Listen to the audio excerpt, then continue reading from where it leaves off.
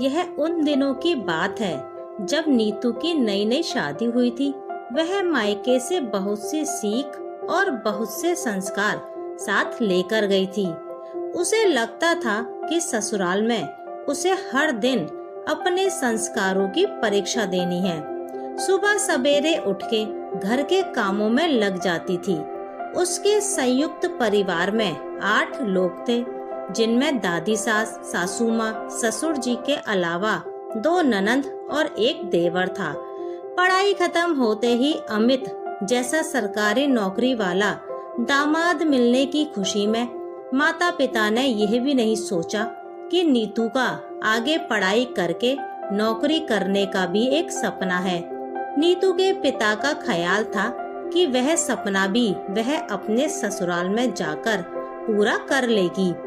उसके ससुराल में पढ़ने का बिल्कुल माहौल नहीं था।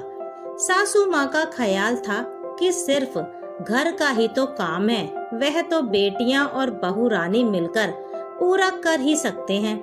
कब सुबह होती थी और कब रात, पूरा दिन घर का काम।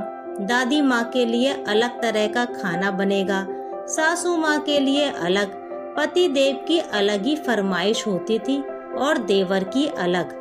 घर में सुबह उठने के साथ झाड़ू पोछा, कपड़े, खाना बनाना, इसके अतिरिक्त और भी कुछ काम जो उसके कमरे से और उससे ही संबंधित होते थे, वह भी उसे ही करने होते थे। उसने संस्कार तो सीखे थे, लेकिन वह मना भी नहीं कर पाती थी, क्योंकि वह सारा काम कर लेती थी। इसलिए नंदों ने धीरे धीरे सारा काम नीतू पर ही छोड़ना शुरू कर दिया था। हालांकि नीतू अच्छी तरह से काम करना तो जानती थी, लेकिन इतना बड़ा घर और सबका ख्याल रखना, इसके अतिरिक्त पति देव की भी रोज की रोज नई फरमाइशें, इन सब कामों को करते हुए वह रात तक थक जाती थी और सुबह भी उसे जल्दी ही उठना होता था। वह सबका काम करने में तो रात तक सफल हो जाती थी, लेकिन अपने शरीर और अपने आराम का भी ख्याल रखना चाहिए, यह उसे समझ ही नहीं आता था। सारा दिन काम करके थकान, परेशानी और सबको खुश रखने की चाह में कुछ महीने में ही वह बेहद कमजोर और बीमार हो गई थी। सासू माँ के पास उनकी जानकार सहेलियाँ और रिश्तेदार आते और बहू के बारे में बातें होती, तो बहू घर में सारा काम समझ गई और सबसे घुल मिल गई, तो सासू माँ हमेशा एक ही जवाब देती कि घर का काम करना सीख रही है, अभी तो इसे इतना कुछ आता नहीं, आ जाएगा धीरे धीरे।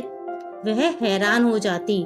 सारा दिन तो उसने काम किया था, लेकिन फिर भी बीमार होने के कारण, जब अत्यंत कमजोरी और थकान होने के कारण उसने बिस्तर पकड़ लिया, तो वह घर में कोई भी काम नहीं कर पा रही थी और ससुराल में उसका काम करने में सब परेशान हो रहे थे, क्योंकि वीकनेस और एनीमिया के कारण वह अधिकतर लेटी ही रहती थी। तो पतिदेव ने उसे कुछ दिनों के लिए उसके मायके छोड़ दिया।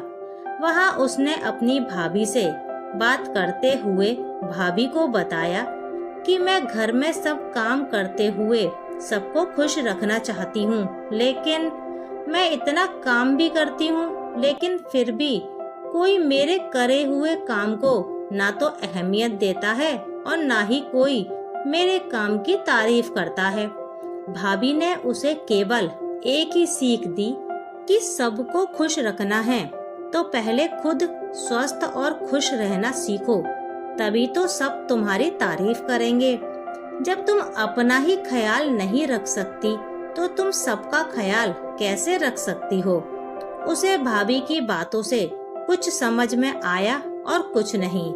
अब की बार ससुराल जाने के बाद उसने सुबह उठते ही घबराहट में रसोई का काम करने की बजाय पहले खुद नहा धोकर तैयार होकर अपनी चाय बनाने के लिए रसोई में जाना शुरू किया। उसने पाया कि काम उसके बिना भी रसोई में सुचारू रूप से चल रहे थे। चाय समय पर बन गई थी और एक ननद सब्जी काट चुकी थी। उसने जाने के बाद जो काम कर सकती थी करना शुरू करा। घर में झाड़ू पोछा भी लगाने के बाद घर फिर से गंदा हो जाता तो पहले के जैसे पूरा दिन झाड़ू पोछा में ही नहीं लगाया, बल्कि अपना काम करके दोपहर को आराम करने के लिए अपने कमरे में आ गई। ऐसे ही उसने शाम को भी काम करा। 7 बजे तक सब्जी छौंक के और अपना और पति का खाना बनाकर अपने कमरे में ले गई। पहले वह सबके खाने तक का ही इंतजार करती रहती थी। ना तो कभी पति के साथ कभी खा पाई और ना ही पति को समय से खिला पाई। अब क्योंकि समय से पति और वह खाना खा लेते थे तो वह दोनों भी खुशी रहते थे।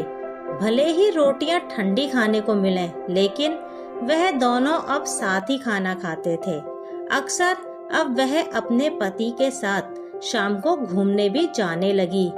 काम अब भी पूरा दिन ही होता था, लेकिन वह अपने आराम का पूरा ख्याल रखती थी। अगर कभी ननद जी ने कहा भी कि घर गंदा हो रहा है, वह साफ जवाब दे देती थी कि मैंने पोछा लगा दिया है। उसके बाद में जो भी गंदा कर रहा है यह उसकी जिम्मेदारी है, वह खुद साफ करे। इसके आगे मैं नहीं कर सकती, मैं बीमार हो जाऊंगी तो मायके में मेरी भाभी बेचारी भी इतना नहीं कर पाएगी। उसके अपने व्यवहार को बदलते ही घर की दिनचर्या में भी खुद ब खुद बदलाव आ गया। अब वह खुद भी खुश और स्वस्थ और सलीके से रहने लगी थी तो उसका मजाक बनाने की भी किसी की हिम्मत नहीं पड़ती थी। अभी कुछ समय पहले फिर सासू माँ की सहेलियां आईं और उन्होंने पूछा कि बहू का मन घर में लग गया क्या। सासू माँ ने जवाब दिया, हाँ, अब तो घर का सब काम सीख गई है। अगर खुद खुश तो दुनिया खुश, खुद सुखी तो दुनिया सुखी। नीतू को यह बात बिल्कुल समझ में आ चुकी थी।